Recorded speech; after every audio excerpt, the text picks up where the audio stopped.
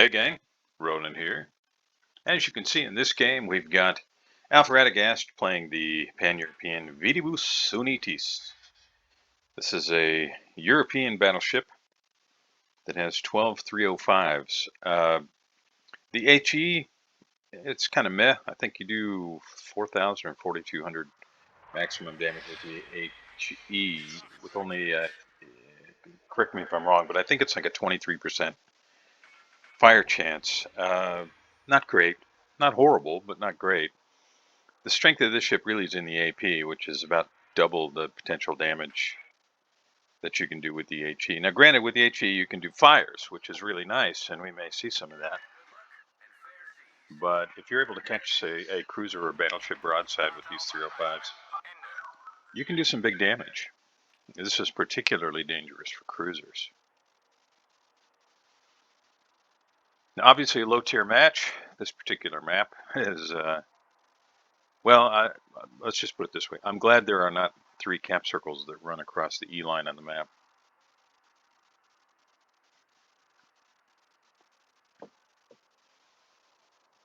Being a standard battle, it allows people at least the opportunity to do some different things rather than having to push up and protect the caps. Now, it kind of looks like that everybody's going to push up anyway.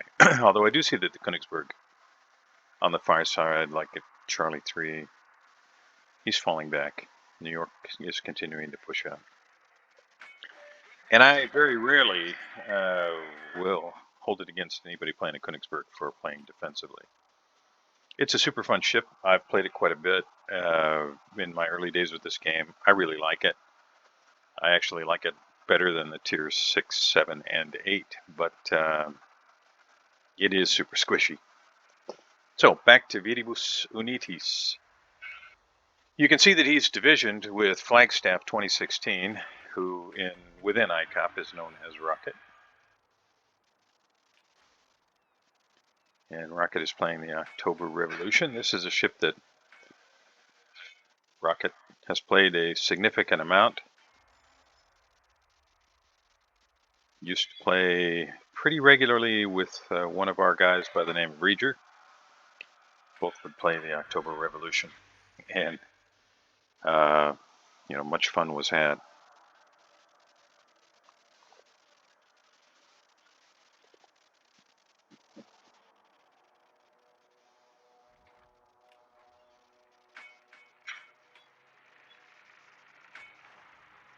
Not sure why Nicholas decided that one shell was worth being detected, but he did. Maybe he just felt like, hey, I'm going to get detected here in a second anyway. Come on, Domingo.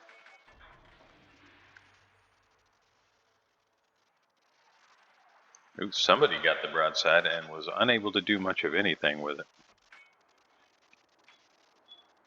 Domingo M. Jaimes.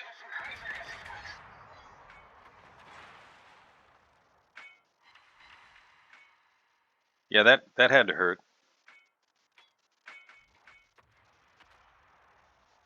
Now, Königsberg is on this side. Königsberg is kind of pushing in there, and he's liable to blap this destroyer when he comes around the corner. But I expect if he does, he's probably going to get blapped himself in very short order. Well, Königsberg missed every shell, it looked like, and he's using AP, which is not what you want to use against a Nicholas. But Alf says, it's okay, I'll take care of it. Iconic Havoc may be a brand new player. You just never know at Tier 5. It doesn't take any games at all, really, to get to a Tier 5 ship. And most of us, when we start playing this game, we look at the damage of AP, and we look at the damage of HE, and we think, why in the world would anybody ever use HE? AP does so much more damage. Because we don't know anything about fires or damage over time or really much of anything when we first start playing the game.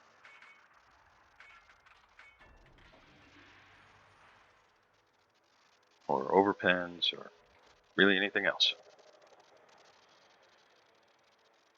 And just looking at the Königsberg and now the Dallas, another thing that we don't really understand when we're new is that when you sit with a flat broadside at a 90-degree angle to the red ships, there's a high likelihood that you're going to get blapped. Even at low tiers, where ships are not particularly accurate. Dallas and Königsberg on this side kind of taking turns, showing broadside to the red team.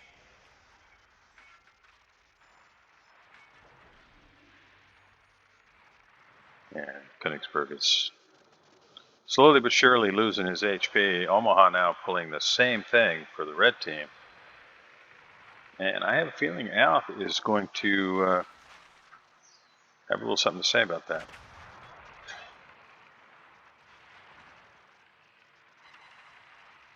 Yeah, not incredible damage, but a little bit of something.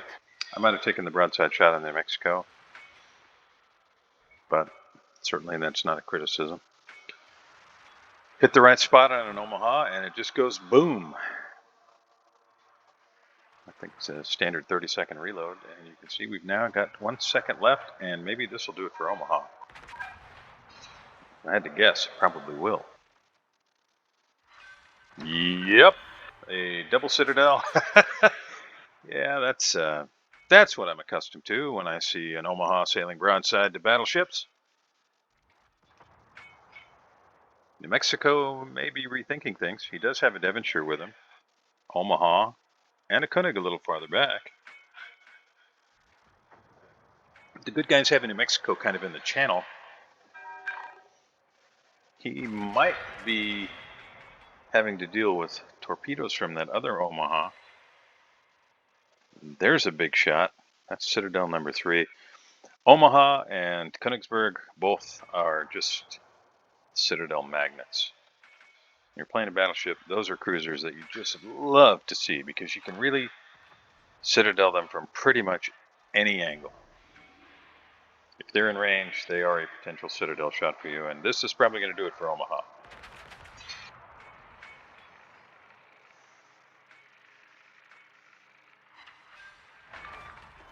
Blap. And that is kill number 3, if you keep count. Meanwhile, Rocket's been kind of holding position, looking for those broadside shots as people come around the corner. Alf's kind of widen his angle just a little bit, hoping to be able to finish off that Devonshire, but the Koenig's broadside is just too juicy.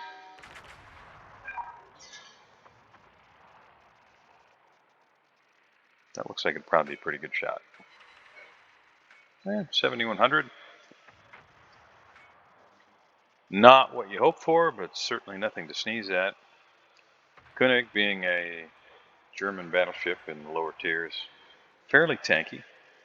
Didn't see where the shells hit, but that's a pretty tanky tier 5 battleship. Dallas finishes off the Devonshire. Good guys now down 3 ships, New Mexico, New York, and Omaha. Bad guys now down 5 ships, Devonshire, Nuremberg, Omaha, and Nicholas. 3 of those 5 finished off by our hero, Alf. And Alf has somebody who's trying very hard to climb up his back. Oh, it's the Königsberg player. It's really kind of a good thing Alf was there. The Königsberg player might have just roughed right out there and gotten blapped already. Well, Koenig continues to push his luck, and I have a feeling that it's just going to be a question of time until either Alf or Rocket make him pay for that. Alf aiming kind of at the deck line, which I think is probably the best place to aim. Don't want to hit the torpedo belt. Only 3,600 damage. Remember, these are 305s, not all that big a caliber. Königsberg firing the short-range torpedoes from range 10. Yeah, I'd say this player probably just picked up the Königsberg and is right about now saying, how do you turn again? Oh, that problem is no longer a concern. Iconic Havoc is removed from the game and is, well, he's just now realizing he's been sunk, but he's on his way back to port. And Alf pushes ahead into the Iron Duke Koenig double team. You can see Rocket's been reversing, but he continues to put shells on that group. And Iron Duke is trying to turn. Still showing a little side, but Alf says, I am not going to let you get away with that. Some more blood on your nose. So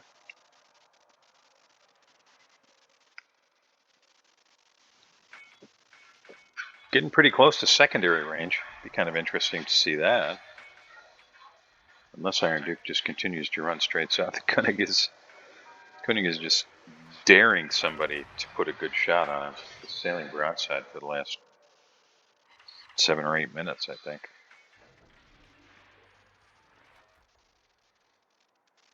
Now, one thing that I would really recommend is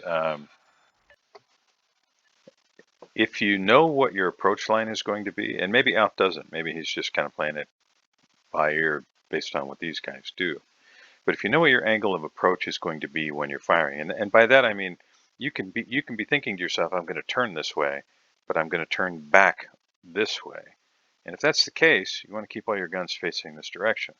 Now, what you'll see a lot of times when you watch these and other videos is you'll see players that as they continue to turn, they're changing their aim, the focus of their aim, which gets these rear turrets, they'll start spinning and then they'll stop. And as his focus of aim changes, they'll start back the other way. And then focus of aim changes again and they start back the other way. If you know more or less where you're going to end up, you can actually have all your guns aimed in the direction you're going to want them when you make your turn, and bring these guns into their firing arc where you can use them. So just I'll just call that a pro tip. I'm certainly not a pro player, but that is one thing that I know you can do if you have some idea where you think your ship is going to end up. And you'll see, I think, probably some of what I'm talking about. You can see they started to rotate to the starboard side, and the point of aim has changed. Now they're going to be rotating back to port. Now they are rotating back to starboard.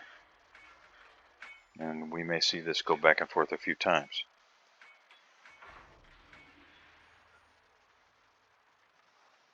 Koenig, I don't think you're going to survive this, buddy. He's trying to heal. Let's see.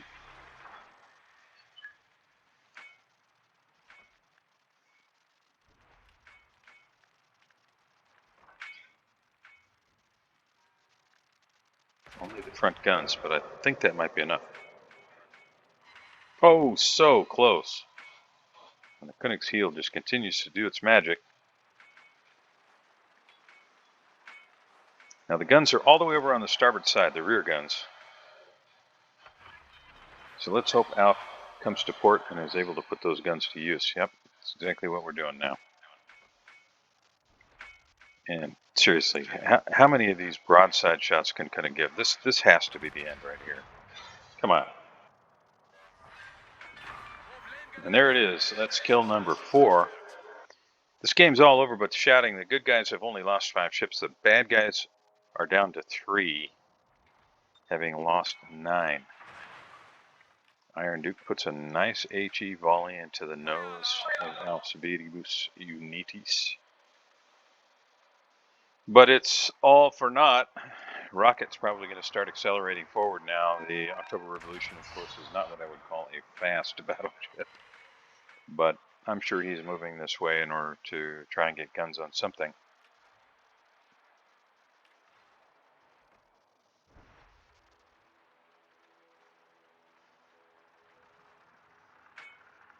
So I don't know about you, but I'm kind of sitting in my chair right now wondering, does Alf get his Kraken? I hope so.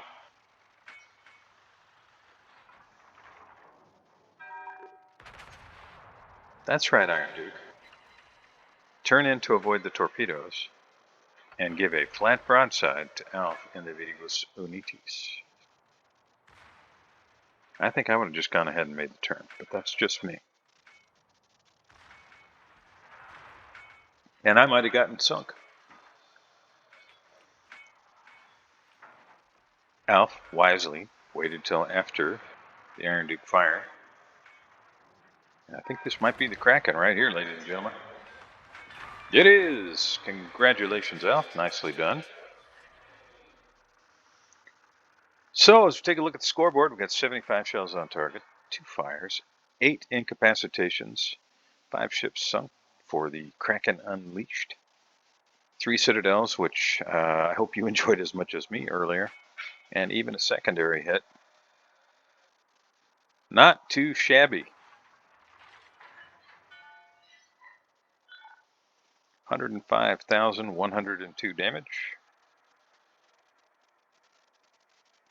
668,300 potential damage, and that's the number. If you're not using the mod station, first of all, why not? If you've never heard of it, I guess that's one reason.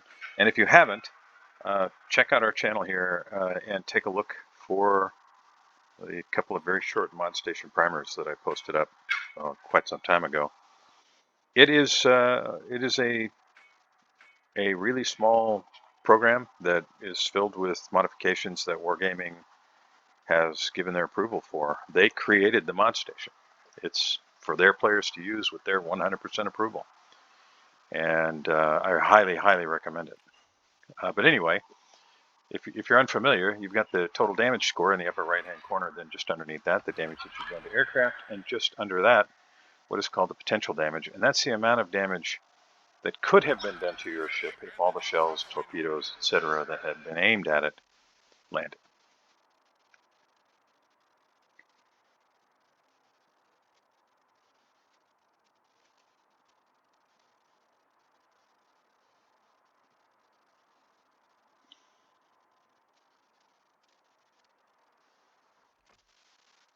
Well,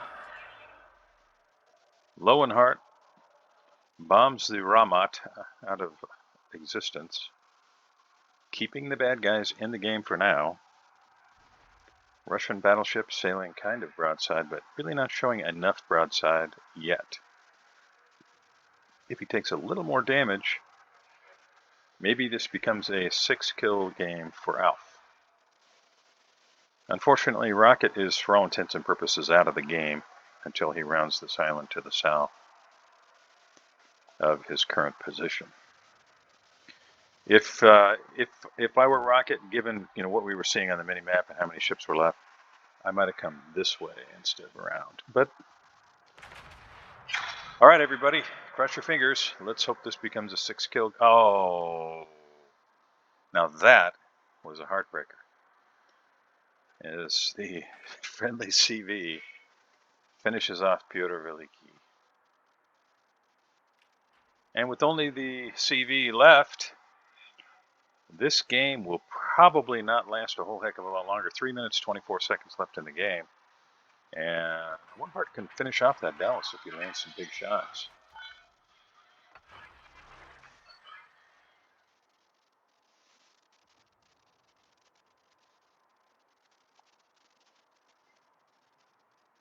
But I don't think this is going to go the distance.